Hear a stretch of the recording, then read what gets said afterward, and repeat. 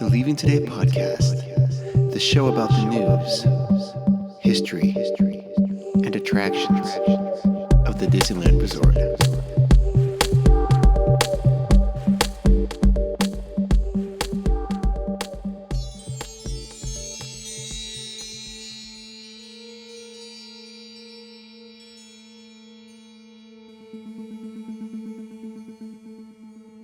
Well, come on, Wendy. Let's go. But where are we going? To Neverland. Neverland.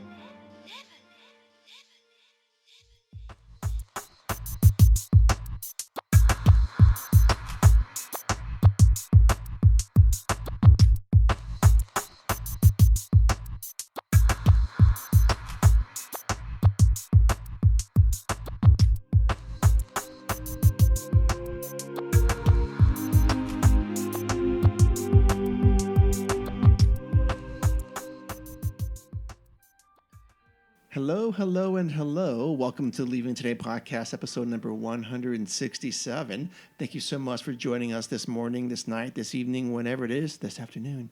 We are very glad that you are here. My name is Mark, one of the co-hosts here. Sitting across from me is the game changer herself, Jazz. Hello. Coming in a little hot. Sorry. That's okay. Sitting to the right of me is the trail master of puppets himself, Udi. Yo, what is up? All right. If this is your first time joining us, thank you for taking time to do it.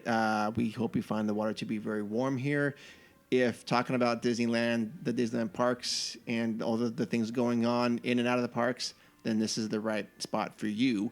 And for those of you who are repeat listeners, welcome home. Tonight's episode is brought to you by you, the Patreon listeners. If that's something you want to do, please consider that. We have a Patreon link on our page at leavingtodaypodcast.com. We also have Instagram with leavingtodaypodcast.com that has it on there for the Patreon. We make it super simple: $1, $5, $1, $3, or $5. A one-time payment or a recurring payment will get you into the family. Yeah, and then you get to be on the show. And we still have a few who have not been on the show, so we need you guys on there. Tonight's show, we are going to be talking about the news, and that's really what we have going on. We teased this topic about Club 33, but we are going to put that off a little bit when we can have a full roundtable discussion about it. So that's what's going on. Okay, tonight's opening question is... What is the opening question, Eddie? Well, actually, I should give the timeline. We are in the first quarter of 2023. Valentine's Day is upon us. Holidays are all done at Disneyland Park. Mickey and Minnie's Runaway Railway just opened up last week. So that is where we are in the timeline of things. So, if you're listening to the show, sometime in the future, a year or two from now, and you go, hey, when are these guys talking about things? Well, Is that something that I still get to talk about, though? We want to hear Is that. Mickey's? Can we talk about that? Because that's not Club 33. Yes. no, We can't talk about it? no, you're good. Okay. I was going to talk about it anyways. I know. Like, why are you asking? Like, you're gonna do what you want. Apparently. Yep. Apparently. All right, so that's what we've got going on. So again, tonight's opening question, we had it on our pre-live show here. Hey, what do you guys think about our live show? Should we keep doing that? More of that? I think we should do one once a month. Once a month? Okay, I'm down. Yeah. Yeah. Okay. Gotcha. Well, yeah. Yeah, once a month. What's wrong? I sense some hesitation. Well, no, because I'm the feasibility of it. Why? We still have the same topic. We just let No, if no, people but wanna call in. my only thing is we have to make sure we're promoting it. Oh, That way yeah. we get people. for sure. Yeah. Yeah. And But I even like if- it. No, even I if love we it. Don't. I mean, we still put it out. Oh right? no, and I love it. I mean, I love the fact that when we had everybody in talking, it was great, and we need to do more of it. I think after we got off of that, Yeah, it was a good show. we were all talking about how great that was. Indeed. Yeah, and this goes out for all of you guys. Like when we're gonna go. Come join, come talk, come hang out. I mean, doing an LTP hangout like that is incredibly. I don't know. It's a lot of fun. It's rewarding. Yeah, very, and being able to interact with you guys at If you guys haven't picked up on it, I'm a bit of a talker. No. Yeah, I know. Shocking. But that is a medium that I'm the best at. I like to talk, and I can type, and I can do all these things. But talking to you guys live one-on-one, hearing your voice, being able to put a voice behind the DMs I get or anything like that, or the message we get. I love that, and taking the time. You guys taking the time to interact with us is greatly appreciated, and Absolutely. so but no, I'm all for it. I just want to make sure that we give everybody what they want. I guess is the best way to put it. You know what I mean? Did you think it was a failure last time? No, not at all. Okay, but I think it was a great stepping stone. I think it was a great platform to begin. We have a couple technical difficulties we need to iron out, yes. but. Other than that, no, I would have loved if we were rifling through, had people waiting, I do want to get to that point. Mm-hmm. I'm going to figure that out. I'm going to talk to our friend to see if he can help us set that up. All right. Yep. Okay. So anyways, tonight's opening question is, we had it from our pre-show live show, was what do you think of the 100th anniversary of Walt Disney Studios merchandise? No, I have not seen it in real life yet. I've only seen stuff online. Jess has been there, clearly. So is it, I assume it's very platinum heavy. Yeah, it's tacky. It's Yeah. tacky. It's tacky. Okay. I didn't really pay too much attention. Sorry, I was too busy shopping at Club 33. Yeah. We'll talk about that. I'm just being bougie. I know. It is, yes. You think? No, there wasn't. Such a flex going No. on. I know. She come. We walk in. She's swaggering. I'm like, get out of here. I wasn't man." swaggering. Oh yeah, I'm in a hundredth merch. Yeah. Sweatshirt. It's in the attitude. Oh yes, it's completely changed me. She's such a different person now. She could never eat it anywhere in the park besides Club wait. 33. I probably won't. I'm not gonna lie to you. They just topped it. So It's not better than Rancho. I don't like Rancho, Okay. See, okay. and Rancho doesn't have alcohol. Again, how? Yeah, I can't argue. No. Yeah. No. Damn, I can't. You can't argue that. No. No, you guys will. We're not talking about it, but I'll say this: you guys will get to go one day, and you will completely understand why it's like I never want to eat anywhere else again. Okay. Okay. We're gonna leave it at Okay. that. We're gonna leave it because at that. I would like to go at some point in my life, and hopefully. Nah. Yes. I'm kidding. I'm totally. I'm gonna tell you kidding. something. Carrie right now. wants to. She wants to take all of us. Okay. I'm gonna tell you right now. Udi and I have already talked about what we're gonna wear. We have. We We have- See, we- and I can't even Real talk talk. to you Real guys talk. about Real talk. this because we're not Okay, talking okay. about the show. We're gonna. Sorry, guys. Sorry, listeners are probably thinking. You know what? I want to talk about Disneyland. I turned into this podcast because I want to talk about Disneyland. We're going off about Club 33. All right, 100th anniversary merch. Not great. Yeah. No. Some No. of it's good. Like this sweatshirt's really cool because it's the only reason I bought it. It says Walt's Disneyland.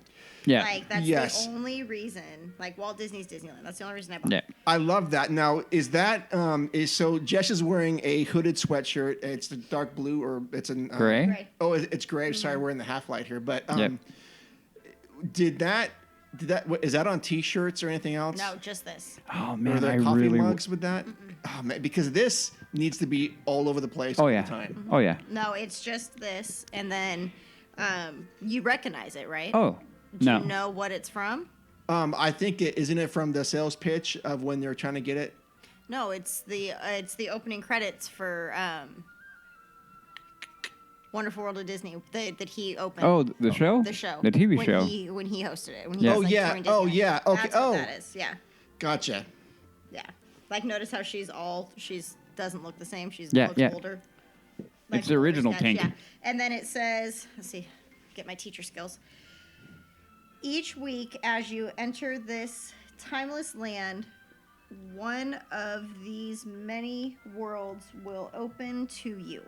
So it was when he was doing like And there's 4 lands on there's there? 4 lands. What lands? Okay, so Frontier, Tomorrowland, Adventureland, Fantasyland. No New Orleans Square. of course not. No Critter Country. Yeah. Of course not. No Galaxy's Edge. I know. No Toontown. No, and it. So this To was be that's real- what it was though. That was his opening because Yeah. each week he gave you a tour of Yeah. the different. Or And of to the- be real, if they were on there, I would have been like, no. no, absolutely. it would have been ruined. Yeah. The only other one I would have accepted on there would have been Main Street. Me too. Yeah, Mhm. yeah, That's the only other one. Yeah. Opening day. Yeah. That's it. for sure. Yep. Yeah, I love that. That needs to be okay. So what? So Jason online mentioned that it was kind of lackluster for the merchandise. They could have done It's better. not great. And, It's and just 13 was too- like they're ugly. I mean, yeah. It's too platinum. It's too plasticky. Yeah. They're putting up the decorations and whatnot, and every The photo. decorations look great.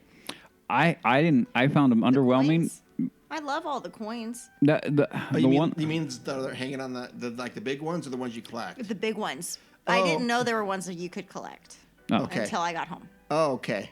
which is fine because I spent a lot of money. Yeah. Mm-hmm. No, I don't know. Maybe the ones I've seen they feel out of place and they just don't. Well, some of them I are don't like wrong them. too. Yeah, right? some of them are wrong. Or like incorrect dates on the stuff. Like, I showed you that- Matterhorn. Yeah, the Matterhorn at 1955. Yep. I was like, huh?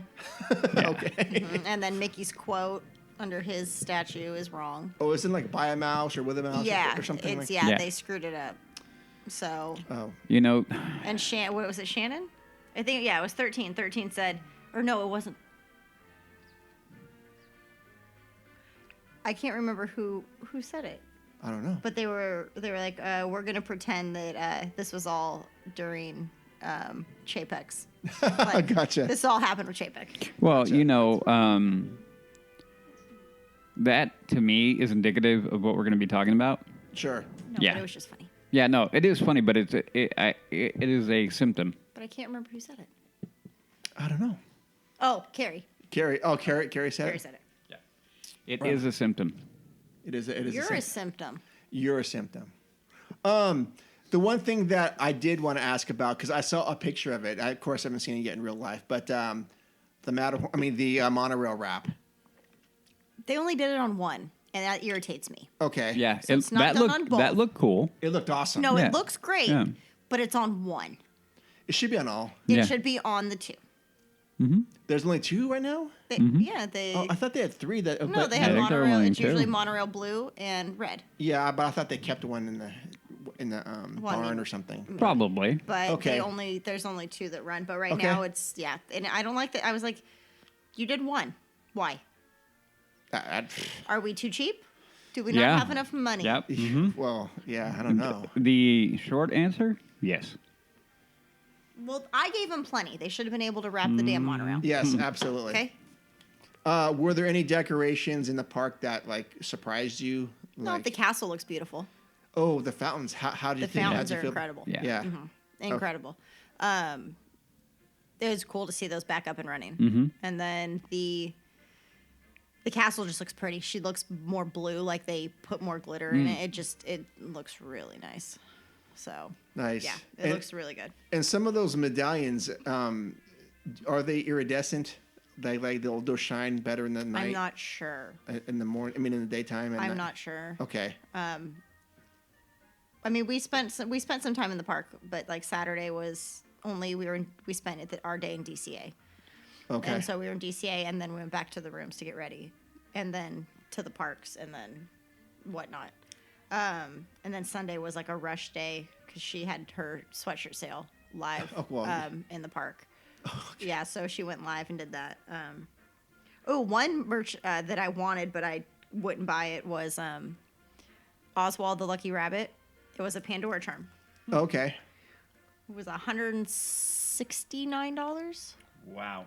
Jeez. And I was like, why? And she goes, well, his little pants are gold. You can see. And then if you look really, really close, like you see how small these things are. Super small. She's like, if you look really close, he has a little itty bitty diamond in the palm of his hand.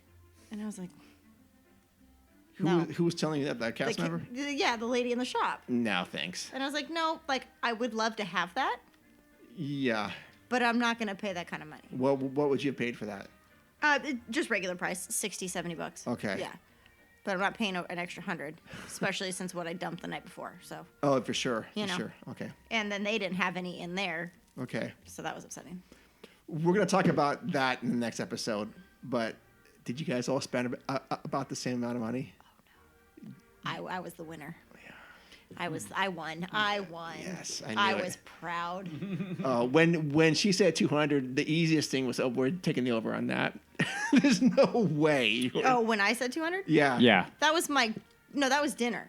No, it wasn't. No. It was not. You said, I'm going to spend $200.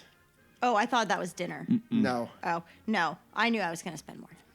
Okay. And it would have been triple if they would have had lounge flies in ears. But they had none. Wow. So it would have been triple because there were 2 different backpacks and 3 different sets of ears. And 2 other wallets. So it would have been a lot worse. It would have you wouldn't be recording here tonight. Because I Okay. would not have a home Okay. for my rent. So yeah. But no, it was great. Awesome. Okay. All good things. All good things. Great. So coming back to 100. Yeah, I mean, do we know if they're going to be staggering more releases during the year about what? No. I Don't haven't know, heard. or they aren't. We don't know. Okay. I haven't heard. But they got they got the cool popcorn bucket. They got the Mickey sipper, which was $30. What does the zipper look like? Mickey Mouse in a tuxedo. Oh. It's platinum. It's Oh, I've seen that. yeah. That's hi, Yeah. Bubba. My daughter wants to get the poison apple sipper, the one that has platinum on it. I would take that one. I didn't know they had those things, and I would have. I would have I been. want one. Yeah. Oh, I well. want. Mark. Where are they at? Mark, They Mark. are right in front of your home, right in front of Casey Mark. Jr. Mark. Really? Yep. Oh yes, you're right. And the line was What? all the way like to the bridge of Frontierland. No way. Yeah, for those. Yeah. That's right. I remember seeing them because Carrie was like, "I want one of those, but not long enough to wait in that line." That's ridiculous. Yeah, Okay, well, that's right. if I get the chance to get them, I will get you guys one. Yes. Thank you. Did you want one? Mm-hmm. You want a poison apple sipper? I absolutely do. Oh, Udi, you're killing me with this. Okay. Only one. Okay. Hey, if I get, do you want a Pim's Test Kitchen beaker, or do you want to wait till we can possibly go? I'll take one. The plastic beakers. If you go. But I thought we might try to go this year. Yeah. No. I'm not saying we're not, but Okay. if you go, Yeah. don't go out of your way. But if you're No, there, I think we're gonna swing it through there. And yeah. have If you're something. there and it makes it like you don't have to. Wait, you want a beaker? Yeah. The plastic ones. Yeah. Yes. Do you know how many of those I've thrown away? No. Probably 5. Why? Okay. Because I don't Slide want, them. Oh. I don't want them. Well, then think of I there are never more thought people- you would want one. Oddly enough, I never thought that was something you'd that want. never came into like. Ooh, I did get something else, and gosh darn it, it's in my car. The tumbler.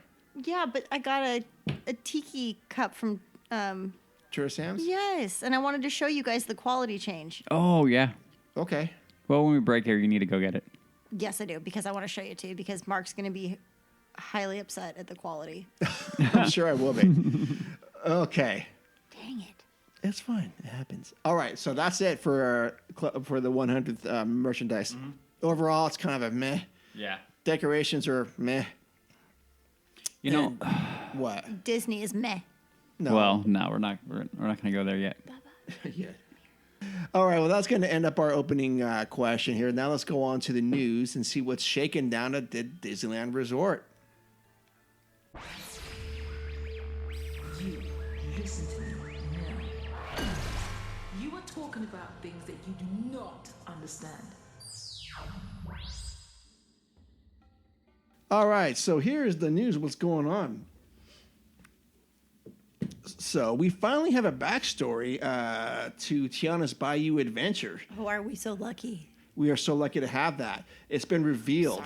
Sorry. So Disney took to the official Disney Parks blog this week to share more details about the story of Tiana's Bayou Adventure, the upcoming retheme for Splash Mountain, set to open in late 2024 at Disneyland and the Magic Kingdom. Oh, that's interesting. Which is interesting. Can so- we stop there for a second? Yeah. How? Yeah. How? Ours is still open Ours are still open. with no closing date. Right. So they're thinking so that's less than 24 months. So they're going to power through. Well, And now, and I mean, I'm sure we're going to get to it at the end of this. I think it's going to be the end of this summer because I thought it was going to be the end of this last summer. I think they're going to push it through. And they're stupid if they don't. I heard May. That's what I heard. They're last week. stupid if they don't run it through summer. Absolutely. They're dumb. And because right now Grizzly's not running, that's dried out. That's typical for Grizzly right now. Yeah. Yeah. But like if they don't get that back up and running for summer, Sure. it's stupid. Stupid. Okay. Walt Disney Imagineering is creating an original next chapter story for Tiana. Within the attraction queue, guests will discover that she continues to grow her business with Tiana's Foods, an employee-owned cooperative, combining her talents with those of the local community. Tiana has transformed an aging salt mine and built a beloved brand. The endeavor began when Tiana purchased the salt mine and the area surrounding the large salt dome it operated from. With the help of her mother, Eudora, Naveen, Lewis, and fellow owners of the cooperative, Tiana received the old salt mine and the surrounding land, growing a wide array of vegetables, herbs, spices for her recipes. This multifaceted enterprise has turned the aging salt mine into a space that has come alive, complete with a boutique farm and both a working and teaching kitchen. Tiana's Foods is where Tiana and her colleagues create all sorts of new products they're bringing to the world. Okay. Including an original line of hot sauces. I wonder if we're going to be able to buy those there. No. Tiana wants to give a big thanks to her family and friends and the entire community for all her support they've given her by throwing an amazing party during Mardi Gras season. When it turns out there's been a bit of mix-up with the party preparations, Tiana invites us to meet her at Tiana's Foods to help with the missing ingredient for the party. Okay, so that's kind of, I think, the gist of what that is. Yeah. That's what I have to say about that. No. Can I go first? Yeah, go ahead. Oh, raise your hand first. Okay, Jess. So, here's my deal. Uh-huh. I love Princess and the Frog. I know. I love New Orleans. Look at my freaking house. Yep. There's stuff everywhere. I have a tattoo of, the fleur-de-lis. I love New Orleans. I don't think they needed to go this route. Yes, the generations are changing, and we're keeping up with the times, and Disneyland will never be complete, and blah blah blah blah blah blah blah. Yeah.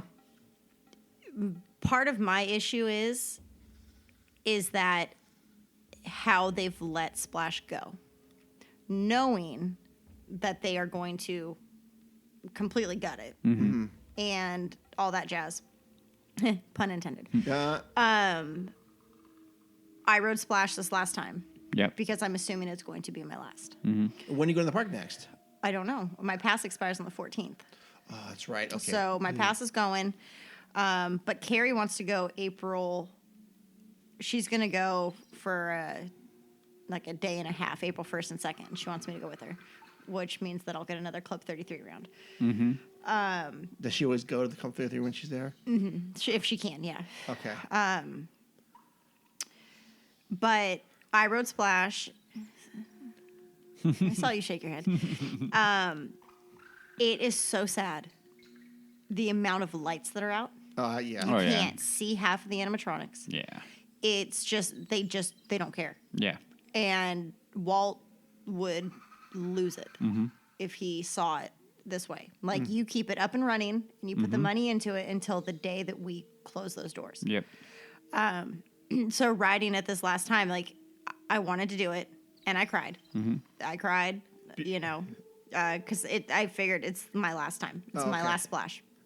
Yeah. And I took a video of it, but it was also I don't know if I want to remember it that way. I feel because last time I didn't write it, the time before that I didn't write it, but the time before that I did, and it was a little bit more put together still. So it's now it's okay, when you go this weekend, or this weekend? I'm going this week. It's going to, it's Sunday. Write it, but you're going to be let down with how it looks. It's I don't know if I want to remember it that way. It's really upsetting. Well, I would hope that you don't let it taint the whole thing. No, not really. You don't let it taint it, but you also look at it what its potential was. And yes, a Splash Mountain, there's not too much of a potential. But you look at it and you're like, well, damn. It's not as great. And there was the kids behind me, it was their first time riding it. Yep. And sitting behind me, and I was laughing, listening to him talk, and we went down the first little drop, and He was like, they were kind of wet, and then we go and do like the little bump, and then they got a little more wet, and then we come around the corner where it's the one that goes down and then right back up. Yeah. And I just turned around and looked up, and I was like, this is the worst one. I was like, it's worse than the big one, you know? Oh, yeah. And we went down, and we were drenched, drenched. And the guy's like, my shoes, because you had hung the phone up because the service was bad Right, when I was right. FaceTiming Yep, you. yep. You didn't answer. Shame on you. Sorry. And then 13 was still on there, and she's like, was that you yelling my shoes? My Yeah, shoes? yeah. I was like, no, it was the kid behind me. But like that was their first time, and look at how they wrote it. But just really upsetting. That's all. It was really heartbreaking to see it in that disarray. Yeah, they should not be letting it go into this state, even though they know it's going to be torn apart, right? No, they shouldn't. It's really upsetting. Well, I think again, these are all going to be things I think we're going to touch a little bit on the main topic, but I agree. We have a main topic? Oh, that topic. Yeah, that Go topic. on. Because I think we're getting to a point now where we have all been in the park and we've all commented, and everybody who is an avid lover of the park, no matter where we fall, if you've been going long enough, you're going to have noticed a certain drop and of how you want the show, and we all have seen it, and I think it's been accelerated. The level of disrepair, and I think there are many, many reasons, and I think they're all indicative of what we're going to talk about. So yeah, no, it is absolutely heartbreaking when you go in and you know when Walt would get mad at popcorn vendors because they were clean up 5 minutes and like, well, I ran out. Like, well, then you're making more. You know what I mean? Yep. And the detail one of the beauties of themed entertainment is going to be the detail. And we all understand that. And so when you see it drop and we know it drops, it becomes a thing. And it's becoming a bigger and bigger problem that Disney, and we're going to talk about a little bit more, is beginning to have to deal with now. Yep. Yes. Indeed. Indubitably. Good word. Thank you. That's right. Okay, next news item is going to be select Magic Key still available for new purchase. Nearly 2 weeks after Disneyland resumed new sales of 3 levels of Magic Keys, 2 of the passes are still available for new purchase. Buyers can choose between the Inspire and Believe keys, the top 2 tier passes in the program. Visit the Magic Key access counter to see the blockout dates that apply to each pass type. The Southern California resident exclusive of Magic Key sold out last week, and the Enchant Key wasn't offered for new sales this time around. Existing Magic Key holders with either of these passes can still renew them up to 30 days before their current Magic Key expires. The online sale fulfilled a promise made earlier the month by Josh D'Amaro, chairman of Disney Parks Experiences and Products, who announced that Disney would be making Magic Key passes available for sale more times during the year as inventory becomes available. That's interesting. This leaves some hope for those who have been looking to buy the Imagine Key but missed this window of opportunity. Jess, what one do you have? Enchant. The Enchant. Okay, so yours is the Enchant. Well, how much is that one? It was $639. Okay, then what is the Imagine Key? Is the Magic Key the SoCal one? Which one? The Imagine Key? I think so. Okay, so the ones that are available right now are Inspire and Believe, sitting at $15.99 and $10.99 respectively. I don't know. I can't believe we're still having an issue with these things. I mean, does it surprise you? No, it doesn't surprise me. No, and the thing is that we are at a point where they took something that was working and broke it. Absolutely, yeah. Mm-hmm. Absolutely. Absolutely broke it. And I want to know. I really, really want to know. In that meeting, when they were talking about that, when they said, okay, we're going to get rid of all of them and then we're going to restart. I really want to know if anybody in that meeting was fighting against that. I would love that. I would love to know that. And then even if at that point, they go, okay, well, you guys are dead set on getting rid of them and sunsetting them. Okay, but come up with something better. And then they've come up with this, and they highlight the thing that bugs me. One of the things that bugs me a ton in these is the whole reservation. We don't care. I can hold 6 of them. Don't care. That is not a value added item And for me. that's why I don't want it. Yeah. And Jess and I talked about it a little bit the other day. Oh, you're gonna get you don't want your pass now? No, I do, but not the more expensive one with the 6. Okay. Yeah, because they add that in there it's going to make a big difference. It doesn't. No. If you like I said before, you learn how to manage your pass. You don't need them. No, you don't. You don't need them. There is no value in a reservation slot. Don't give an F about them. To be utterly frank. Can I be Sally? No. Well played. Yeah. But again, I definitely am picking up what you're saying on that, Udi. I just the fact that we're even having a discussion about these keys being limited and just why? Open them up and let people and just bring them back the way they were. Yeah. The argument is always going to be, and I believe this is the argument they always give. It's going to be I think they're trying to create again a false sense of scarcity. Mm-hmm. And Sure. They're somehow trying to roll that into people are going to come for them.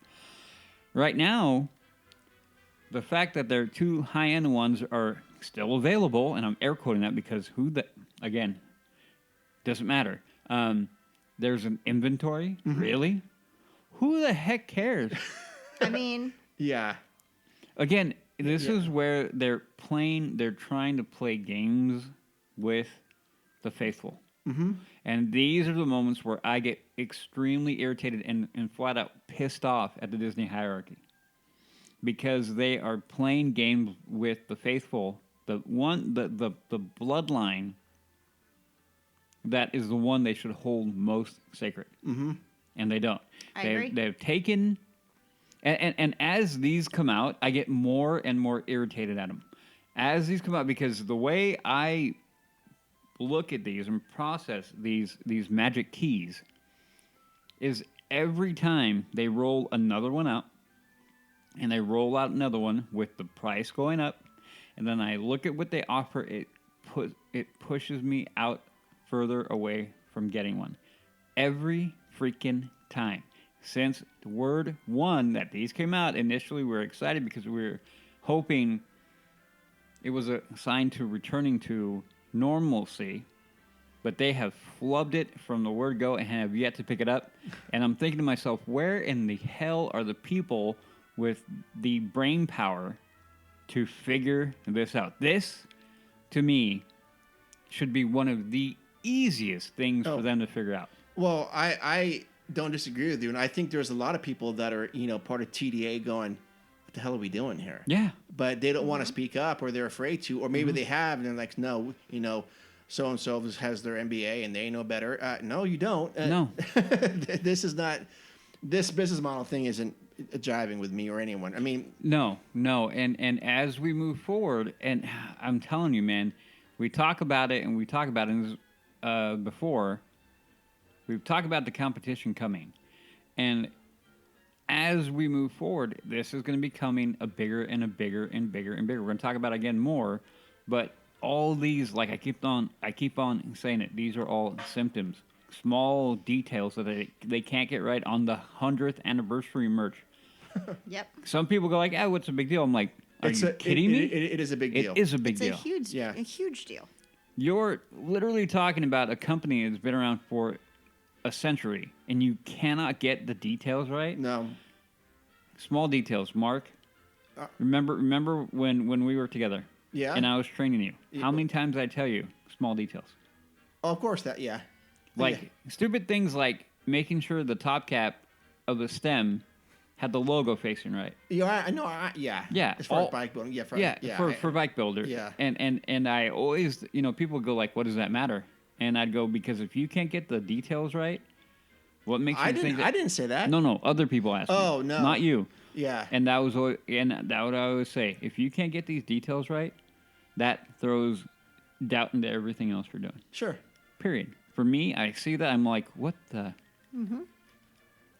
I know. I mean, like for me, I'm not going to go into a big of a jag about it for what I do, but I have to be detailed in everything I do. And Well, I do. Yeah, we all do, right? So I make sure that everything I do is the most accurate that it can possibly be. Anyways, yeah, that's kind of a miss on Disney's part with that. Oh, yeah. Okay, and let's move on to a couple of nice things here. Details and prices released for Run Disney Disneyland Half Marathon Weekend 2024. That's kind of cool. I love that this is coming back. Can I do the other one, the next one down? I'll go do that. Disneyland Yoga? Yeah. Go ahead. Want to go? I'd be down. Let's go. Hell yeah. Let's go. Well, it's $108.99. Okay. Start the day with yoga and stretching with a view of Sleeping Beauty Castle before Disneyland Park opens. General registration opens February 14th. That's next week, 2023. The time is 10 a.m. Eastern time, so that's 7 o'clock here in the morning. 7 o'clock Indy time here. Price is $108.99. That includes a 1-hour instructor-led yoga experience, yoga mat, complimentary water. That's very nice of them. So sweet. Special photo opportunities, appearances by Disney characters. Like, yeah, who doesn't need that in their yoga routine? But the best part of this is the absolute best part. Guests must exit the park at the end of the event, and valid park ticket and reservation is required for re-entry. I love that. Does that surprise you? After your hour-long relaxation, okay, you guys get to get out GTFO. now. Yeah, I love that. But Disneyland 5K on January 12th, that happens to be my birthday, is, how much is that? $108 for that. What? I won't go run that. You what? Nah. You want to do a 5K? Is that too short for you, Woody? Okay. 3.1 mile course through. Oh, it's through Disneyland Resort? Oh, I thought you'd be running through the streets of Anaheim. No. Oh, wait a minute. You get a 5K finisher medal on course and post-race refreshments, race bib. I might do that. I run a 5K every week anyway, so I might as well just throw that in there. Yeah, go for it. Wow. And then there's a 10K, and that's beyond my skill set.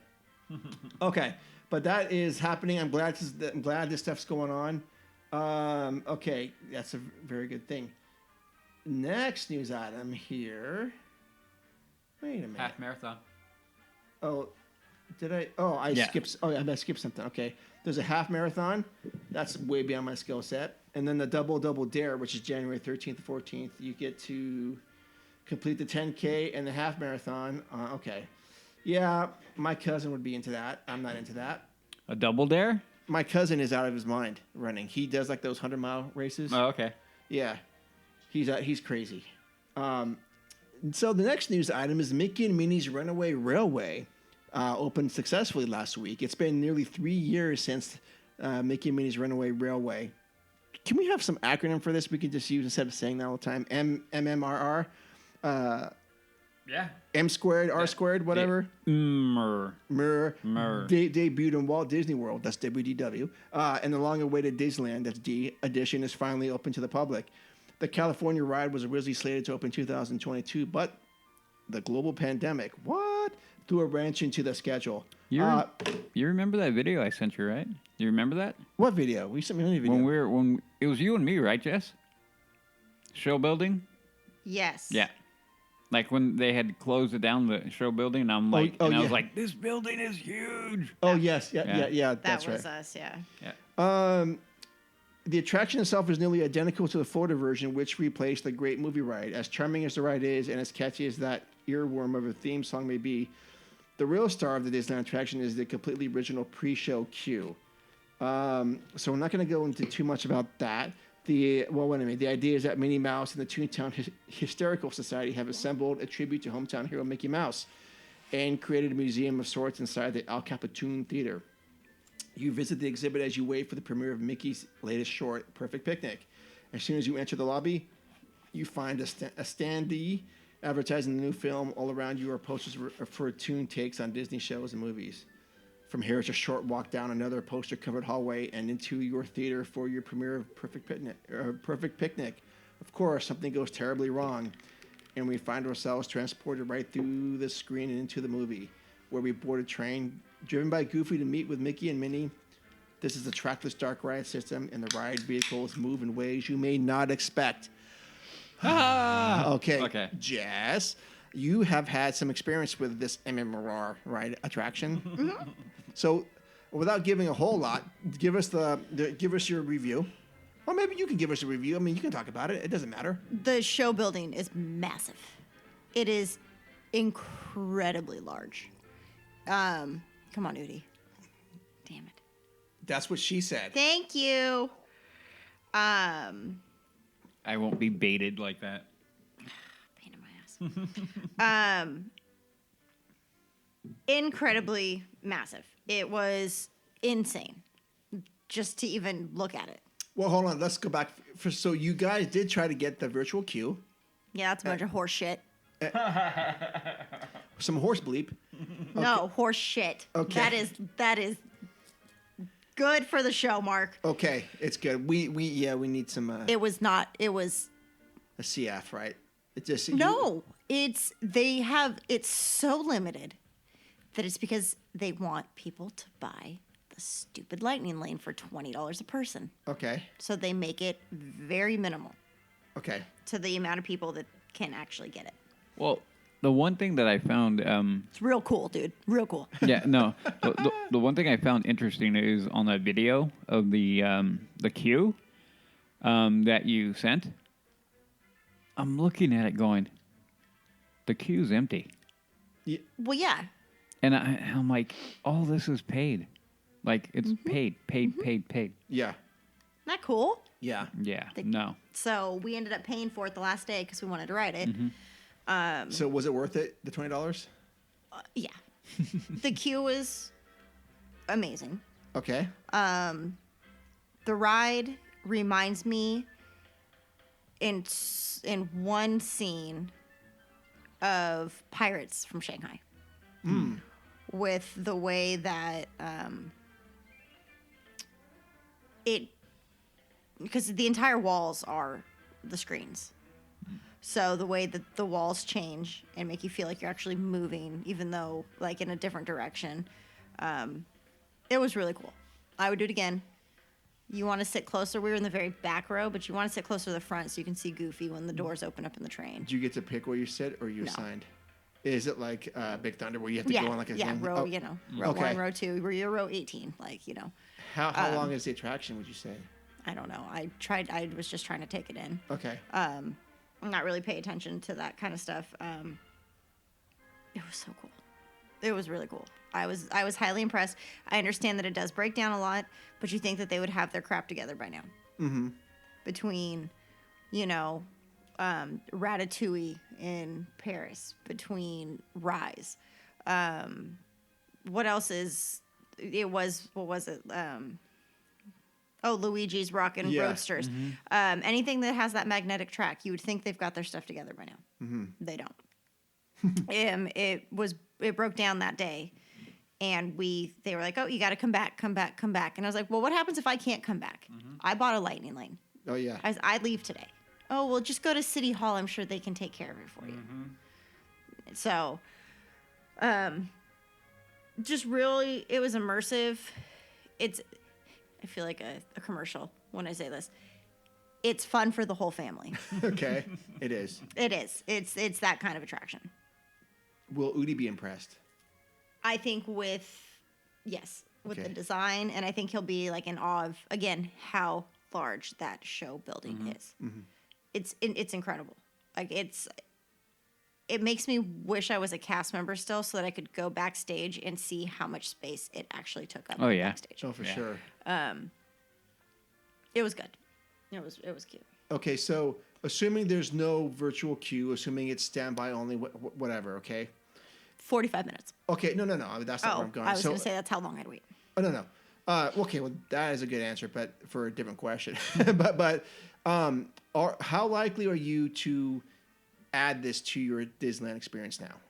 Like part of your. Oh, I'd ride it every time. So okay, so it's up there with Pirates and Haunted Mansion and Jungle Cruise. It is. Okay, well, that's it's different. saying a lot. It's different because it's I'm trying to think of how I want to put this. It's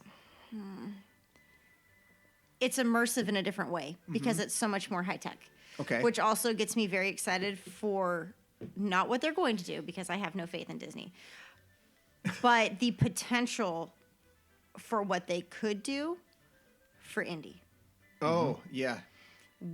What they could turn Indy into an incredible ride. Me, I don't think Indy needs to be changed because I like how it's just run down, dirty, dusty because it's Indy. Like Yeah. it feels like it should just be that way. Well, I don't need it to be Rise of the Resistance. No, you high can't. tech. You can't clean it either. You can't clean it because it's supposed to be like that. You know? Yeah. But yeah, it was dope. Let's dope. say it was dope. Did you ride it at daytime or nighttime? Daytime. It's much better in the daytime. Is it because the pictures I've seen at night, that at least the marquee, I bet it looks I've beautiful. Yeah. But you can't even get in there. If you don't get a lightning lane, you can't go into Toontown. Oh, you can't? You can't just walk in there? Nope. They check it by the entrance to the stage. Okay. So you can't even go in there right now. So and the grassy area in front of Roger Rabbit looks really good. Because they took out that fountain. Yeah. Lots of space. There were families sitting there. You know, there's strollers. Kids are running around. It was Well, very welcoming. That's gonna be the thing, right? And yes, and I mean, I really liked it and I appreciated it. From what I saw of Toontown, and when we have Carrie on, you can ask her. This is awesome. This is incredible. Look how good it looks. This is beautiful. Look at the backdrop. Look at the paint. Even the noises. It was loud again. Oh, good. Remember how Toontown used to be so loud? Yep. Yes. It was loud. Good. It wasn't turned down like, it had been for years. They left the bars, like the jail bars. Yeah. They left those. How But about the TNT things that they were going? we didn't walk. We should have. Oh, yeah. We didn't walk that area. The store next to the TNT thing. Remember, there was like that Toontown store. That's gone because it's part of the show building now. Oh. So that doesn't exist anymore. It is? Uh-huh. Okay. Oh yeah, I'm telling you. Oh, this yeah, okay, Thing in my mind's is eye, I'm ginormous. trying to figure it out exactly. Okay, gotcha. Like when you ride it, when you walk through, it's just like it's not even walking through. The queue is massive. It's once you get on that ride and you see you're going into different rooms and how big each room is. It's mind blowing. It really caught me off guard. Okay. Yeah. So when you do the lightning lane, because I've never done it, do they give you a time to come back, or is it like once you just go over there whenever you want? Lightning lane, you have to pick a time.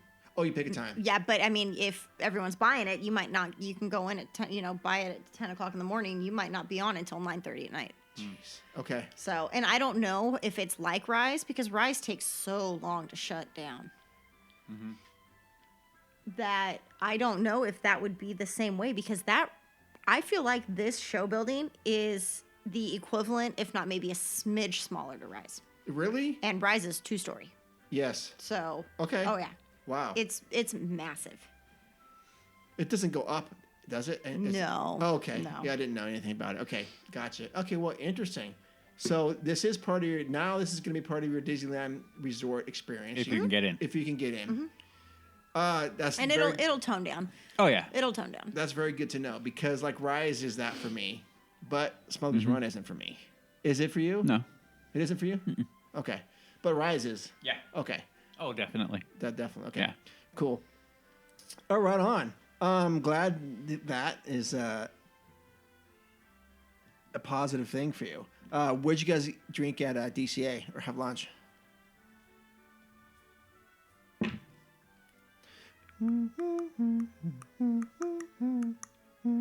We didn't. But you were there all day. Wait. We had a snack. A snack. Was it salty? Savory? Warm? Cold? Where did we eat? Was it like a lemon Where? flavor? No, I had that. It wasn't good.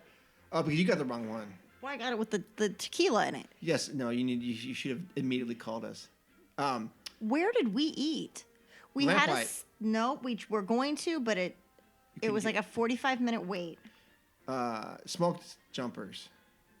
Carthay. I don't think we ate Okay. because I think we were trying to. You didn't go to wine No, country? there's something that. Oh, there it is. Okay, I got it. See, I had to I had to play it back. No, we were gonna do lamplight.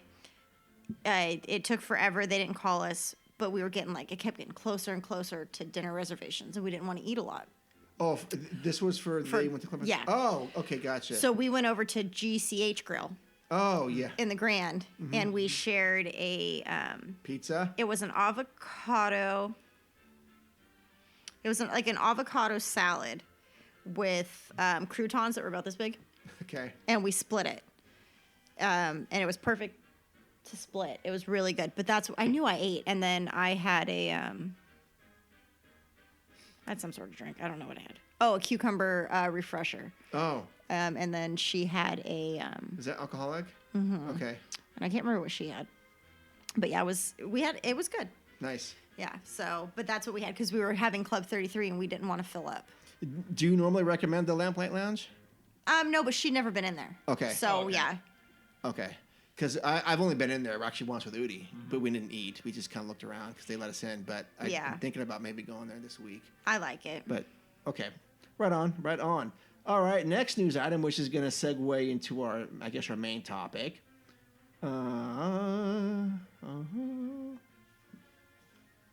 Oh no, actually, I lied. The next subject is going to be really quick. Earl of Sandwich, the Earl of Sandwich location is back in downtown Disney. All right, that's the Jess's review. I hate that place. Yeah, I've never been a fan. I mean, I've it's never even had okay. It's okay. It's just a sandwich, right? Yeah. Okay. I think I had what did I have when I went grilled cheese and something. I don't know. I didn't.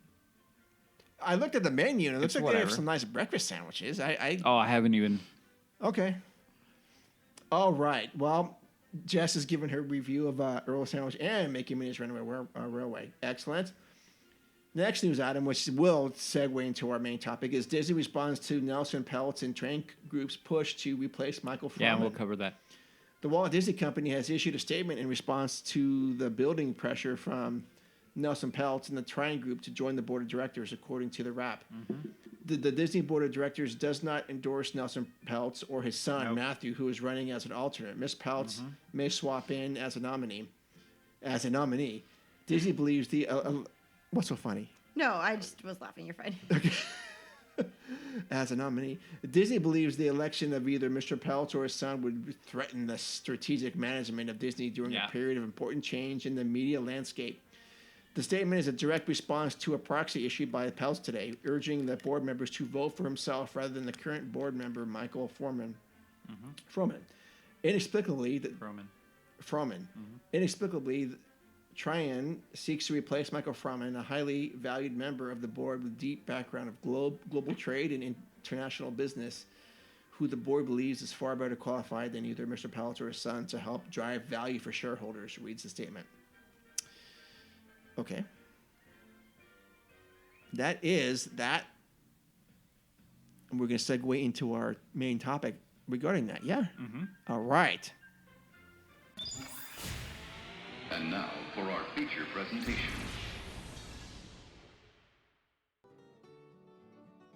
So, Udi, let's do it.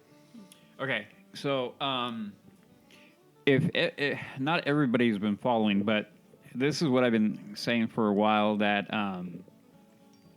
is the problems we are finding with the park have been becoming more pronounced over the years, not only prior to COVID, but really it seems to be after COVID now. It has been accelerated. So what a lot of people don't know is that there has become, with the ousting of Chapek, pretty much a proxy war has begun. Okay, so what that basically means is that there is now other companies and other people, other entities are beginning to try to vie for control of the board. Okay, the controlling entity of everything Disney. Okay, so what a lot of people don't know is a little while back, the old head of Marvel, Ike Perlmutter. Great name. I know, great name. That isn't Feige? No, okay. So, see, Mark, I know you don't know this. In phase 1 and 2, it wasn't Feige. It was Ike Perlmutter who Okay. ran Marvel. Okay. And basically, what wound up happening is Feige went to Iger and said, "I can't work with this guy. We need to get him out." And they worked it, and they pushed him out. Now, one of the big things that a lot of people are beginning, I don't know how much weight I want to put into it, but Perlmutter is a lot more conservative, okay, for a political leaning. Okay. Now, Perlmutter, I want to say maybe 6 to 7 months ago, began trying to rattle the cage a little bit because he still has some ownership of Marvel and other things. And he began to rattle the cage a little bit going, hey, Disney's underperforming. And a lot of people are hypothesizing that what's going on now with Peltz is that Perlmutter and Peltz are friends.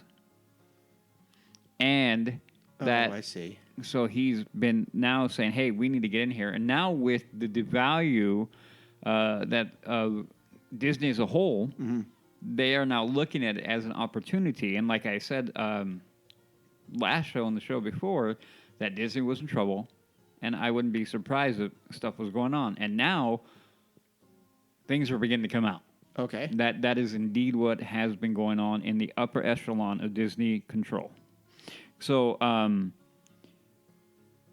Nelson Peltz is that Tryon Group. Now, Tryon Group is, one of those groups that will go around basically with investor money and go around different companies and go, hey, this company's underperforming, yada, yada, yada. I'm going to come in with a plan and basically kind of come in and weasel their way in, for lack of a better way of explaining it, into the board to try to get dividends coming back and try to make a company that they may feel is underperforming to get them back to a place of performing. So that's the basic short history of Tryon and Nelson Peltz. And so Peltz is not a Disney guy. No. But he does, I did read a little bit about it, and he's someone that's kind of pushing towards bringing some of the magic back to the parks, yes? Okay, yes. Okay. He literally has, and I have it up right here. He has a website up. Oh, he does? Okay. Yep, hold on. Is this a bad thing or a good thing? Okay, now... Because I must say, I'm a little cautious of outsiders. I am too. Okay, now, the thing is, he has a website up. If you guys want to go look at it, it has his full agenda and program of what he wants to do. Okay. It is literally called restorethemagic.com. And on here, he makes a logical case of how Disney has been performing, and then going, here's what I'm going to do to make it better. Is he referencing like Disney Studios or the park? Or both? The company. Oh, the company. Okay. Okay. Gotcha. So obviously the park is included. Yes. The multimedia part of it, the whole thing. And he basically alleges. I don't have the. Obviously, we're an audio. I can't show you this, but he basically, in a short synopsis, shows how poorly Disney has been performing. Okay. And he's basically saying, look, one of the graphs that I find most compelling, and it goes from 2013 to 2023, and it tracks the share prices and how they went up and how they've been hockey stick straight down since about 2020. And I think that is the one thing that is a lot of people are going to point to COVID, but I think we are now getting to a point where we can't just use that as a crutch anymore. No, we can't. No. Anyway, I'll read you you guys a couple of things, and you guys take this in and think about it, and think about it. You guys, we all have a different view of the company. We all have a different feel for the park, and we all have our different reasons why we love Disney as a whole. Mm-hmm. So you guys, as I read these off, and you guys think about it, is it accurate? Is it accurate? How do you feel? Okay, so Tryon believes that Disney is a company in crisis. Okay. I don't find an argument against that right now. Okay. I don't think anybody who wants to look at it rationally can say that the company is in a crisis. We've been saying it for a while now. Well, I mean, crisis can mean a lot of things, right? Well, yeah, but you look at it You again. mean like a shareholder value is or the content they're okay. delivering or the perception. Well, this is where I go. You need to look at it for yourself. Mm-hmm. Like when I hear that, I'm all yes. It has everything to do with shareholder price, consumer satisfaction, overall offering, and then overall perceived value. Okay. They're all not doing well, I don't think. Again, other people may have a varied opinion of that, but that is my personal opinion. Okay, so they go on and says, and faces many challenges that weigh on the company's investment prospects. We believe that these challenges are primarily self-inflicted and need to be addressed. So they go on to point to a couple things. Poor corporate governance. Failed succession planning, over-the-top compensation, minimal shareholder engagement. We can take each one of those, and the corporate governance part, I think, is accurate. I think they haven't been good stewards of what Walt left them. And I don't think they've been that for a while. And as we moved on, I think it's been getting worse. Yeah. Mm-hmm. Okay. So when I read that, I'm like, fully agree. Fully agree. No problem, 100%. Okay. The next tenet that they have up here is poor strategy of operation. Flawed DTC strategy, lack of cost discipline, using parks to subsidize streaming losses. To me, that's massive. They said that? Mm-hmm. That's what they're doing? That is one of their things that they're saying, look, here is where Disney board is failing. Yeah, I don't like any of that. But is that accurate, though? It seems like it might be. Okay. Yeah, what do you think, Jess? It's plausible. Yeah, I think so. Mm-hmm. Yeah, absolutely. And that is why I look at it and going, when you recognize that Disney's lost a rumored, I think I heard $1 billion.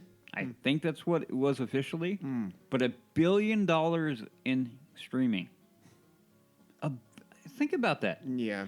$1 billion. And then you got to also think about how much they spent for Fox. How much did they spend for Fox again?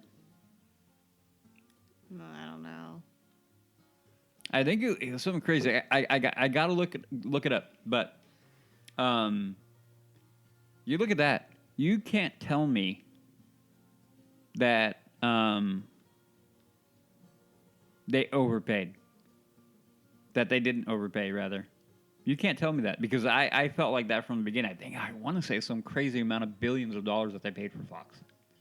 How much do you think they bought it for? It was a few billion. Okay, wait, no, okay, hold on, no, 70 billion? Okay. It was a lot. 71.3 billion. Okay, so what they bought Fox for. Oh my gosh. Okay, so this is where I kind of want to throw a wet blanket on people that are happy about Iger being back with that, and not to be mean, but to be realistic. That was under Iger's watch, yeah? That was Iger. Okay, So this is why when we had that talk about the Bobs and what my initial thought was, these were the reasons why. I was like, oh, I don't know. So to me, I'm sitting there going, 71.3 billion. What else could we have gotten for 71.3 billion? Is 0.3, is that like 300 million? Mm-hmm. Oh my gosh. Dude. It's chump change, Mark. Yeah. You've got that in your back pocket. Yeah. Yeah. Okay, what could we have gotten Dude, for that? Think well, about it. At least a third gate, right? A third gate, a fifth gate. We could have done a third gate out of the park. They could have. You think about everything that they could have done with that kind of money, and you're going to tell me that they have had anywhere near of an ROI on that? No. Nothing near it. No. Nothing. So this is why I go back to Iger. I'm like, I don't know if you guys should all be that hippity doodah about him being back. Right. Again, we can't argue about Chapek. I mean, we can argue about Chapek being good or bad. I think overall he was a net nothing. I think he did good and did bad, and then they kind of went to wash. To be honest, I don't think we're going to know if this is a good decision with Iger for about another year. I mean, or so. Correct, but I have to look at a track record. Yeah, you have to. And I made the case when we talked about that way back that you look at the first 10 years of Iger, beautiful. His last 10, I don't know. Anyway, so that is another part of it. Okay, 71. Okay. It's astronomical. So again, to me, as was reading these, I'm like, these are all accurate. Mm-hmm. These are all accurate aspects. Obviously, Disney's going to fight back. The board is going to fight back. Now, the other part of it, well, hold on. Let me finish this last one, and then I'll go back to it. Because, like I said, I have been following this because I find this utterly fascinating. Understanding the fighting for our money, no matter who's doing it, is always fascinating to me. Whether it be a corporate overlord like Disney or Pfizer or the government, I sit here and I listen to these people and the amounts of money they throw around of our money, and it always makes me laugh. I find it fascinating. So anyway, okay, so the other one is poor capital allocation. Deteriorating return on incremental investments, questionable M&A judgments. I'm not sure what that is. Multimedia judgment. Increased leverage, eliminating 50-plus years of dividend. Basically, as I understand it, is that because of their poor, they took whatever capital they had and they didn't put it in the right spot, so they lost it. Yes. So no ROI. That's basically what that is. So understanding these things, these are not wrong. And one of the reasons why I wanted to talk about it too is because I want you, everybody out there, if you guys haven't been following this, but you've been looking at the park and you've been looking at Disney as a whole and going, what is going on with the company? This is it right here. Mm-hmm. This is us popping the hood and going, what's going on? And this is what we got. If you want to figure this out, if you want to correct what you need to correct, you need to know. You need to know what you need to correct, basically. Mm-hmm. You can't just go like, oh, and that is where I'm at with Disney as a whole, is you guys are throwing things, whether it be at Marvel or Star Wars or whatever, they're throwing things against the wall and hoping it'll work. Yeah.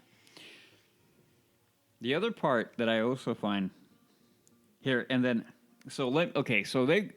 we went over that. So any thoughts on any of that, Mark? I think, like I said, I may have to find out a little more about this guy and what he brings, but he's calling the Disney company out for some pretty important things that I think shareholders would want to know about. And I mean, yeah, I mean, why not, shake the tree a little bit and add this guy into the mix? I didn't have any idea how much they bought Fox for, and that bothers me, because the money could have been absolutely better well spent. Again, I mean, just we talk about adding parks and things like that, but why not increase cast member benefits? Why not increase their salaries? Because that would increase morale, Mark. What do you? Come on. We have to let them know that they are little. Yeah, for sure. I mean, so no, I mean, if I was a part of that, I would have voted no. Right. Anyways, now they also outline it, and here is the thing that I appreciate. They actually go like, "Hey, not only are we going to complain, guess what? We have an idea how to change it." I'm like, "Oh, really?" Because there is the one thing that I haven't heard coming out of Disney yet. Have you? Have you, Jess? No, Nothing. nothing. All Not at we all. hear is a modification of this or a modification of that. That's it. You know what I mean? Yeah. Anyway, so here are what their fixes are, okay? So the fix for the corporate governance. so I'm sorry. This is a fix from Disney's side or this guy's side? This guy's side. Okay, this, gotcha. this is his proposal. Okay, cool. Develop effective succession plan. Align compensation with performance. Talk about a novel idea, right? Yeah. Talk about a novel idea of like, hey, maybe we need to make sure that the people that are following in behind us can do the job. Yeah. Novel. I don't know. We're so crazy. Anyway, and then align compensation with performance. You're asking a whole lot. I know. Again, here are the things that make companies that were at one point in time great, effective companies that do a lot, and they begin to falter because of things like that. They get to a point, and Disney's been on the top of the mountain for a very, very long time. We all know that. And these are the things that falter in. They have put the lion's share of the weight to be carried on people like us. And I know this is coming off as a bit of an anti-Disney rant, but it isn't. It's more of a rant of somebody who loves it that wants to go fight for it. Yeah. And I hope you guys can understand. I hope you guys get that. It's like, it's not me. I'm not sitting here just going, oh, Disney. Because believe me, I hear plenty of pundits just crap on Disney all day. No, I think you're being an honest fan. Yeah. I mean, Absolutely. it's the same thing, with our respective, music groups that we that we like. Let's say your favorite band has a new album. Well, you don't have to say, oh, it's a great album because it's your favorite band. It can suck. Or they missed the mark here and here and here. And it's the same thing with Disneyland. It's like, yeah, we love it. We want it to be it. But you guys, we're calling you out on some stuff, which is, I think, an honest approach. Yeah? Yeah. Okay. I think so. So, I mean, again, I hope everybody begins to kind of look at it, because the one thing that we all need to get a better handle of, and especially with what we've got going on, Jess, you and I were talking about this earlier on the phone this week, about what we do with our money and where we want to go. Yeah. And what you want to do, what I want to do. And Disney is inevitably in that mix of conversation. It is. Yeah. And it's because it's where we want to go. But it also has become a thing of like, but can we go? And how much do we really want to go? Versus what sacrifice we need to make that happen. Oh, it is a sacrifice for sure. It is. Anyway, so, so they're fixed to strategy and operation. Improve DTC, which I'm not sure what DTC, the acronym is for. Operating margin. Eliminate redundant excessive cost. refocus creative engine to drive growth. So the way I look at that one, obviously margins are going to be, everything is done on a margin. Jess, what you do, margin. What I do, margin. Mark, his company, yeah. But what his job? Well, one job I do. Yeah, one. The other one I don't think is. Well, you can say, no, you can't really do no, no. no, it's children. I can't. Yeah, you can't do a margin. that. I'm like, well, if I give Billy, no, I'm kidding. 2 lollipops. Yeah, can I get 3 out of them? No. I was thinking $5. What was the thing about DTC? Yeah, what's that acronym? What was the Improved DTC operating margin. That's direct to consumer. Okay, good. So anyway, what we're getting, so even better. And then refocus creative engine. I think we've all made the comment that Disney's become lazy, maybe more ideologically driven than story driven. I think we've all made that comment. We're all gonna go back and forth on what we enjoy. Like, Jess's discussion between Encanto and mine of Encanto versus Coco. Things of that nature. We're going to have that. But I think overall is where they're missing the mark. And they're looking at going, hey, there's a reason why you're missing your mark on streaming. Okay? Yeah. And to go to Iger in his when he was presenting to the board, I think, and he was doing an interview, he made the comment, which is completely accurate, that the company had been telling stories for 100 years. And I'm like, and that was their core. I'm like, yes, 100% accurate. And he also made the comment that how many stories that have been told have had positive influence in the world. And I'm like, yes, absolutely. But there is also a way of doing that, which I think we've all been critical of, right? We've all been critical of how they handle,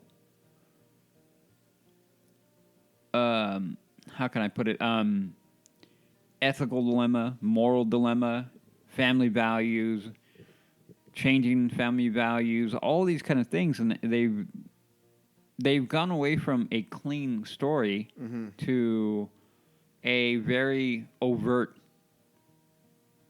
ideological message. Yeah. On a lot of things, not on everything, but on a few things. Enough now. We're kind of like, okay, now it's obvious. Yeah, sure. So they want to get rid of that, some of the stuff. What I think, me reading into that, it's basically saying, hey, creatively where we've been going isn't working. Mm-hmm. So we need to adjust. Mm-hmm. And they're accurate. I mean, you think about Marvel, Ant-Man and the Wasp and the Quantanium, or I think it's Quantumania. Okay. That's coming out. Okay, it's coming out next week. I'm happy to see that. Like, I'm excited to go see that. Okay. And why? For me? Because it's Ant-Man. And where do we get Ant-Man? Marvel. And Marvel Phase 3. Okay. Good Marvel. Mm-hmm. Anything that is being... Like, okay, Thor, Love and Thunder. Never saw it. I wanted to like it. It was okay. But it fell into Dark World level. Okay. And I think I only gave it that much because it was Thor. But what they've done to Thor, they went too far. Like, Thor was a great character in the Avengers movies and even in Ragnarok. But this one, they made him a clown. And it bugged me. I'm like, no, that isn't Thor. Mm. So that's what I mean. It's a creative direction. We can go into She-Hulk, too. No. Don't watch it. Horrible. The last decent show that I've seen coming out of them was the Winter Soldier, Captain America. I like that show. Yeah. I thought it was good. There are some scenes that didn't happen. But everything's not perfect. Like, Hawkeye wasn't bad either. But no, the last thing I really liked was Captain Soldier, or Captain America and the Winter Soldier, or Falcon and the Winter Soldier. Okay. Yeah. And how long? That was 2 years ago? how much Marvel has come out since then, and I'm kind of like, man. Like I said, like I did finish She-Hulk. I didn't finish Miss Marvel. I'm like, I got halfway through. I'm like, I get it. Like, they kept on rehashing one aspect of the story. I'm like, anyway. So that's how I take it. They want to look at creatively, and Iger is right. The company is based and should be based in good storytelling. The definition of what good is what's left up to debate, apparently. Sure. Anyway, okay. So the fix for capital allocation, enhance accountability, reinstate dividend by fiscal year 2025. So basically what that means is that they want to basically hold people accountable to what they're doing. I'll give you a perfect example. Kathleen Kennedy, not a fan. Oh, really? That's shocking. Oh, no. That's the first I've heard of this. I know, right? You look at what she has done with Lucasfilm, and it's a travesty. I mean, there is no other way to put it. It is an utter travesty what she's done. Nothing like taking a $4 billion company and making it worth 1.2 or whatever it may be worth now. You know? Yeah. That isn't a success. It's a failure. An utter failure. When you take Star Wars and people are uninterested in Star Wars, which hurts me at a high level, that isn't a success. That's failure. And where is she? Still the head of Lucasfilm? Are you effing kidding me? Anyway, and then return dividend. That is another thing, is that they have not been paying dividends since 2021, I think 2020. Yeah. So that means even if you're putting money in, you're not getting anything back. Yeah, that's a big deal. That's a big deal. Mm-hmm. So anyway, so that is his basic plan, and I can't argue against any of that. No, I can't either. And Yeah, no, I was to say you can't. It's hard. You know, it's hard to. yeah, and so looking at Disney's response to that, I'm like, really? He's going to be a disruptive force? Maybe you need that. Maybe that is what we need. Oh, yeah. So when is that supposed to happen? No, this is if he gets aboard. This is all what he said is like, look. No. When are they going to vote on this? It isn't a vote thing. It isn't? No. They got to go in there and basically pull a person out. Oh, gotcha. That's why that Froman, they're trying to go after him, and they're going to have to vote him out and then bring him in. Okay. So that is it. This right here is a window into what's going on, and I think, and now to try to tie this all up, this is why we are getting what we're getting out of Disney, right? We have Disney, and as much as we love the park and we love the company, I think we've all been feeling it for a while, kind of a disjointed machine. Mm-hmm. Yeah, I can agree with that. Inconsistent. Directionless. And not good. Not good. I think, and we, again, this is where we get to pay the price for that. As lovers of the park, as lovers of the company, as lovers of what Walt created, we're the ones paying the price for that. And I think, again, the more we know and the less willing we are as fans to just take whatever they give us, the better off the company will have to be, because it either will do that or it will cease to exist. It even that coming out of my mouth goes like, ow. Like, ow. Can you imagine not having that? Yeah. And then we can imagine, I think we're at a point now where we can actually imagine the world without Disney. Not Disney. I was going to say, not Walt. Walt. But Disney, But thank Disney. you. Yeah. Yeah. And at one point in time, I think there were many, many people in this world that said, no way. And this is why we're talking about it. This is why I wanted to bring it up. This is because I want you guys, if you haven't been paying attention, to maybe look a little bit more, dig a little bit deeper.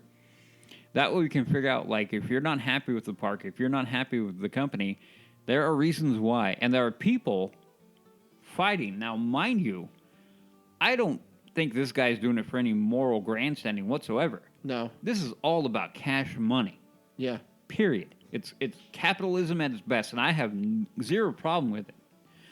But I need people to understand that if we want our Disney to get back to somewhat to what we like, these are the things that need to happen.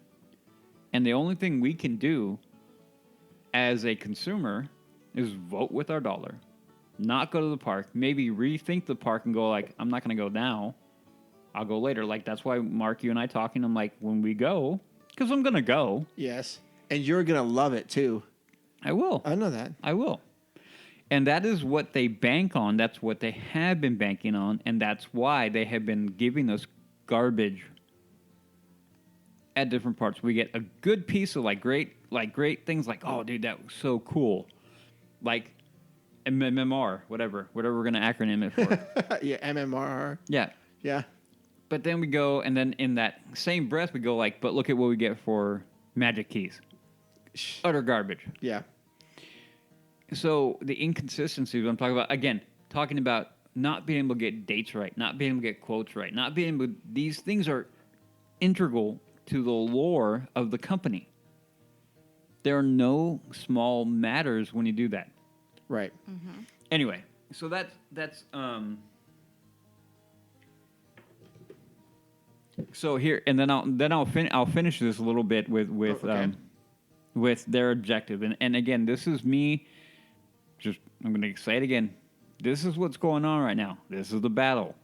This is the reality of what's going on in Disney's higher echelon, the top of the top. Okay, so here's Trion's objective. So now, please, when you guys hear this, hit me up. Ask me questions. Give me your opinion. I want to know what you guys see. I want to know what you guys think, because this is important stuff. Mm-hmm. Okay? Okay, so their objective, again, this is what I appreciate, to create sustainable, long-term value at Disney by working with Bob Iger and the board. Mm-hmm. Tryon recognizes that Disney is undergoing a lot of change quickly and is not trying to create additional instability. So then they go through, and again, I love a plan. Mark, I know you do too. I do. Mm-hmm.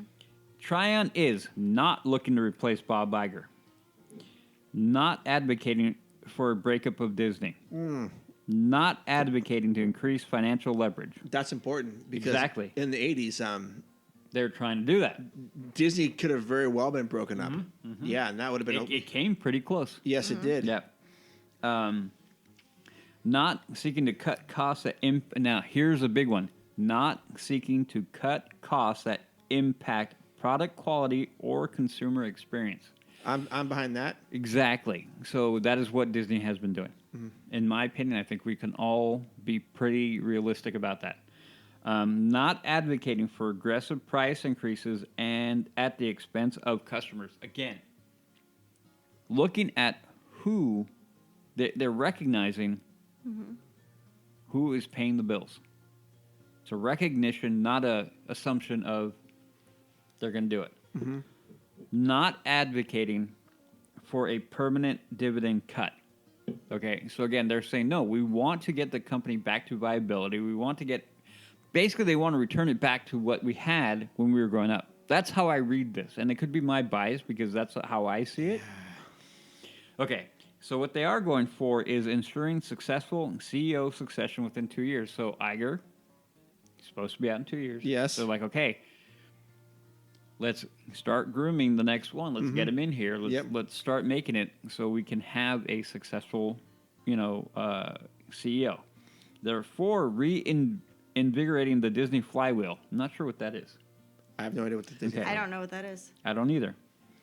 For orderly deleveraging. Not sure what that means as a corporate term. Don't know. For driving efficiencies and additional profits. So there you go. They want to be more efficient. They're not going to cut, but you be more efficient. No problem with that. Yeah. Okay. Work smarter.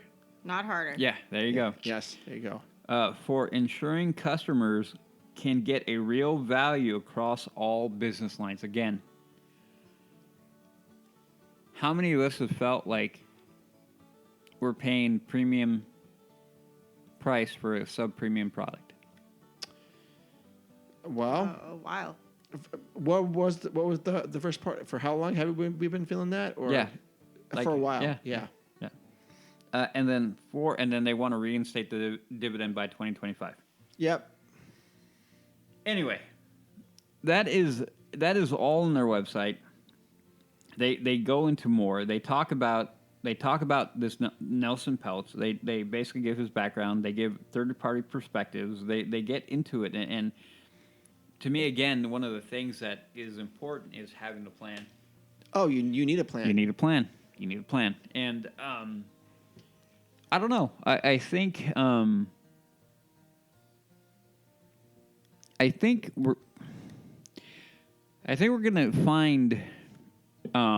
gonna find out that this is gonna get really ugly. I think they're gonna keep it kind of low, but I think this is gonna get really ugly. I think this is going to be a battle that's going to be going on probably the majority of the year. I think this is going to be. I hope that it's going to be an overall net positive for the company. Last thing I want to see is a hostile takeover of the company, and an ousting of, a lot of the people, because at the end of the day, like Mark, you said, he's an outsider. They actually didn't have shares in the company till like maybe a month or two ago. Okay. And when they bought in like $1 billion. They like went in like, boom, we're buying. Okay. They bought a significant amount. The other part that a lot of people don't know is that again, there are two companies that are huge investment companies out there. They're called Vanguard and BlackRock. Yeah. They own three. My understanding, they basically have 3 of the 11 seats. Oh. And they are what I would call on Iger's side. Okay. They follow more aligned with them. So they're all fighting. So if you guys ever, I find this stuff more interesting. Like, you guys like Game of Thrones, whatever, I'm all down for that. But this is like the real world. Sure. And this stuff is crazy to me. Oh, yeah. Yeah. That's why I dig deep. I'm like, oh, who did what? And then when Perlmutter, I'm like, oh yeah, what's up with that guy? And I start reading, I start researching. I'm like, oh, he's trying to do something. Yeah. Like he's It trying sure to get, he's trying to get in here. And the other part is I think it was it Perlmutter? I think Perlmutter, the other big negative thing. I think it was Perlmutter or Peltz. They're apparently have had fundraisers for Trump, and a lot of people they hear that name, they automatically their heads spin off, and I'm like, why? Like, calm down. You may not like that guy, I get it, but whatever. Sure. But that is one of the things that is making this whole thing incredibly interesting. But again, it's coming from a place of we need to know. Mm-hmm. We need to understand. And we need to be able to make a better decision of what we're going to do. Oh, for sure. Mm-hmm. I think that's great. There you go. Yeah, good job, Woody. Why don't we you. just burn the whole place to the ground and start over? Well, Yeah. that is a very communist way of thinking. But anyway, so I hope you guys, I know it's it can be a little mundane, a little bit boring for some people, but again, I want you guys all to know that it isn't me being I hate Disney, or I clearly don't. It's coming from a place of just wanting the company to survive and strive and continue to deliver, or better way of putting it, try to regain what Walt wanted, because we haven't been there for a minute. We haven't. And I'm going to hold out faith. For whatever reason, sometime in my life, I went from a pessimist to an optimist, and I'm going to hold out faith. I think I think this guy's going to get on because I honestly feel that there are enough people in that board, and not only that, but shareholders going, enough. Enough. Yeah, for sure. And again, the one thing that drives everything is dollar, dollar, dollar. Money, money, money. And that's what it is. Yeah, I just want them at the end of the day to treat the customers right, especially at Disneyland at the parks. Oh yeah, the park proper is there.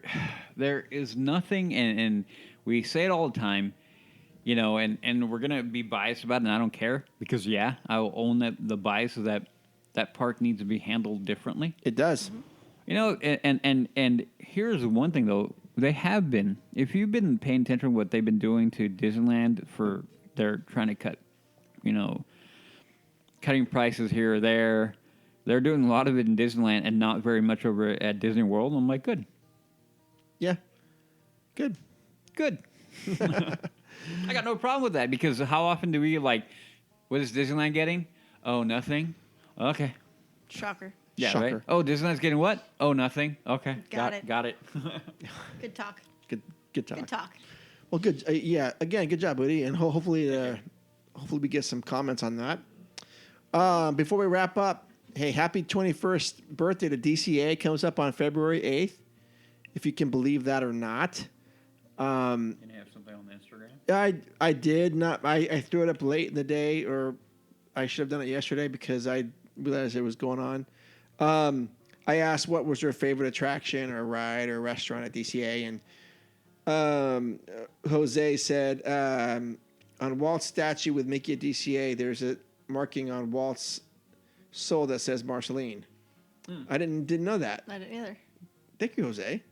And then Fernando, of course, in classic Fernando style, said, "Too drunk to remember." His favorite anything. Yeah, it's.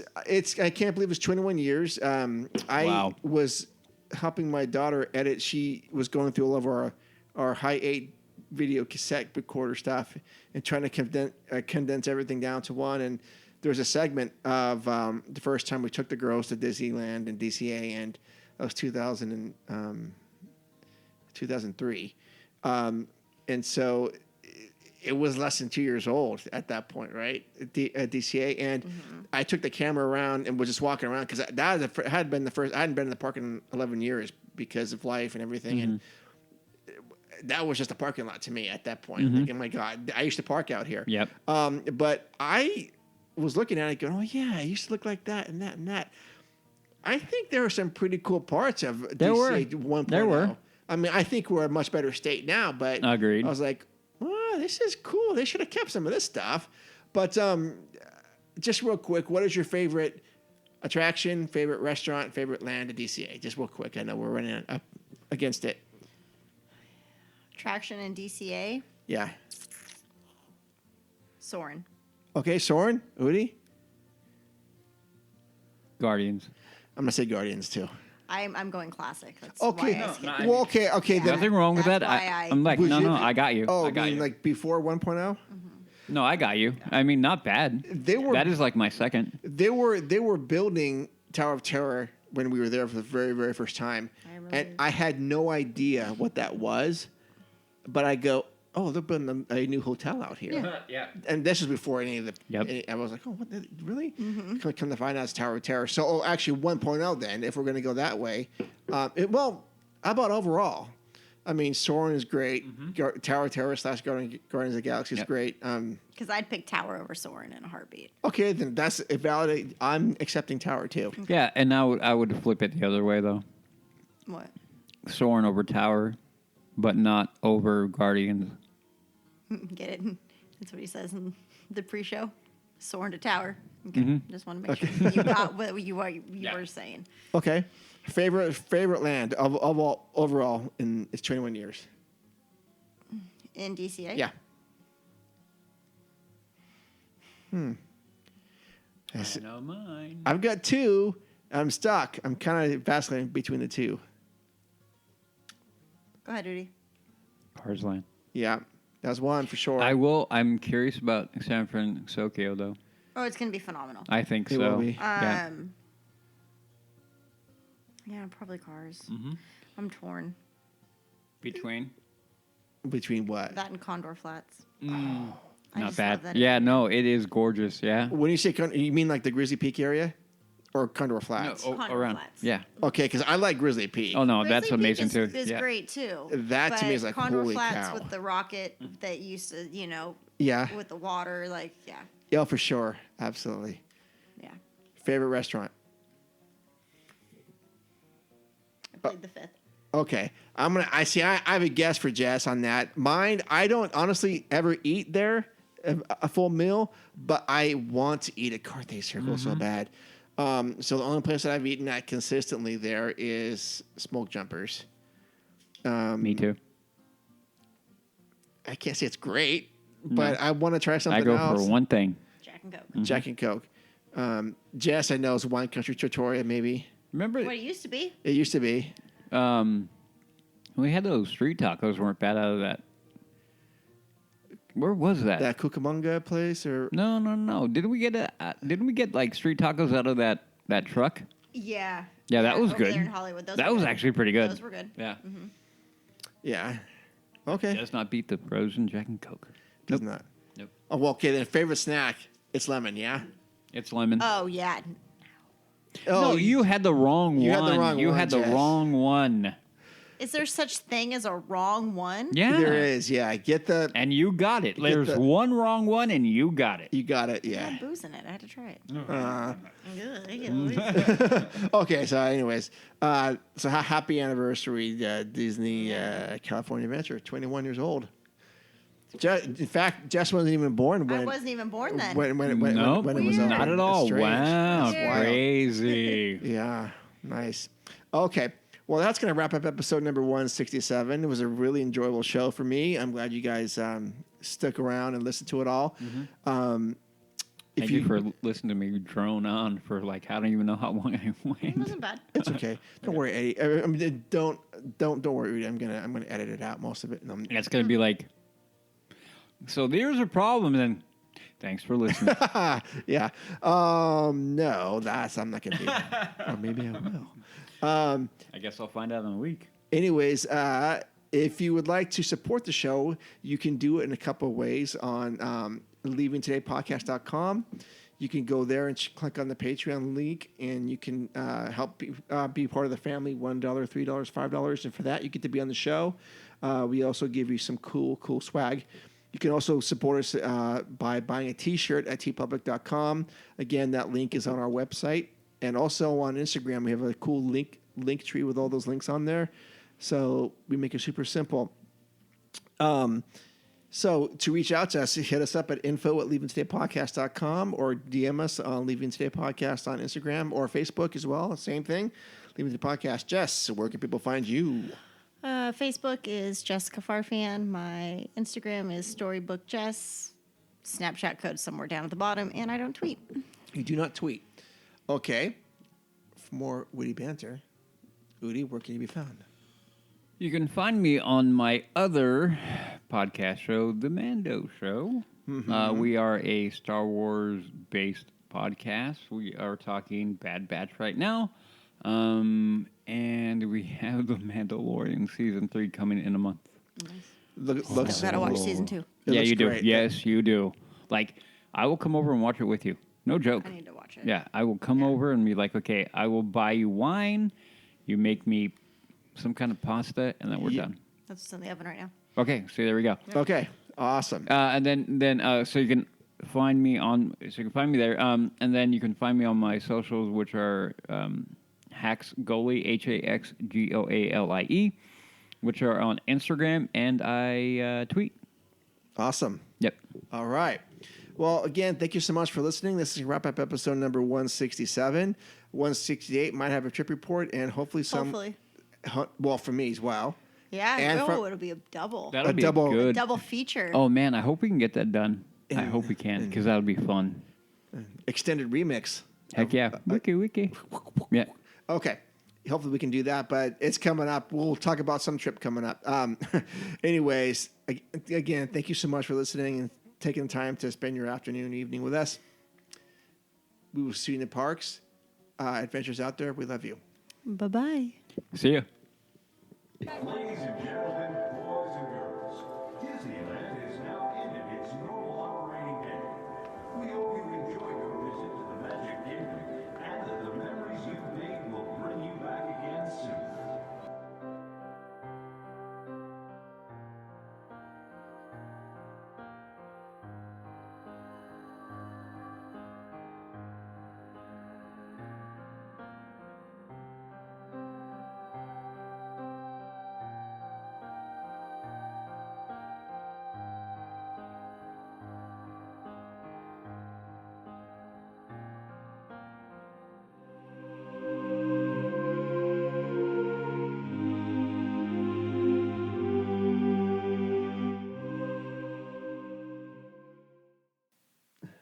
bite his box. It's okay. I can make it work. My body's just stiff. Think of a banana. Does it help? Mm-hmm. Okay. Always does. Every time. Don't ask me why. Why are you throwing up? You trying to eat all your food before your sister does? Now you can eat that. We'll give it a bit. Yeah, give it a second. Okay. Woo! But you make me hot. It's so close, I can feel it. Kitty. It's like a breath of fresh air. Boy, was my face red.